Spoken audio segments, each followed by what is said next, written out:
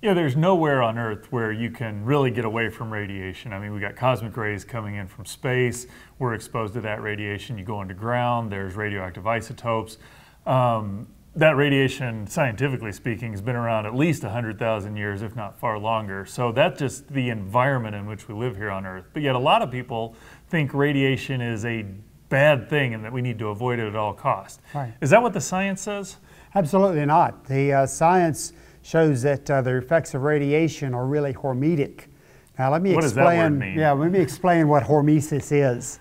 That hormesis is the key to pharmacology, something which can be very deadly at high levels is actually very beneficial at low levels.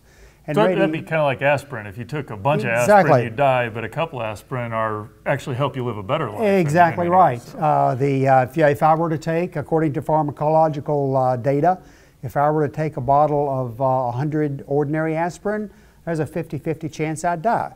But of course, with a small amount of aspirin, you keep your heart going, and I have to do that to do just that. So how does that translate that into radiation? Because is that the way we look at it? A lot of radiation's bad, so therefore a little radiation's got to be bad also? Yeah, that's exactly where the idea comes from. The whole thing goes back to the bombs dropped on Hiroshima and Nagasaki in 1945. That there was a lot of devastation done, and then out of a desire to have optimal safety for the public, it was decided that to assume that all nuclear radiation was harmful. And so they took the data from the atomic bomb surveys and projected them down to low levels. So the real high-level radiation, we use that to set what low-level radiation problem, or where we would have problems with low-level radiation. Exactly right. And of course, the interesting thing is they've studied the survivors from Hiroshima and Nagasaki ever since 1945.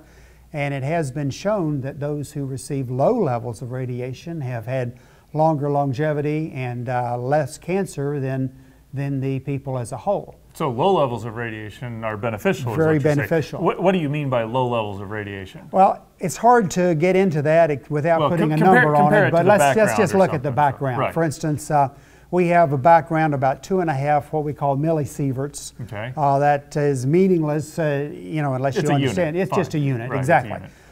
But studies have done showing that levels up to 40 times that much, possibly 200 times that much, is beneficial.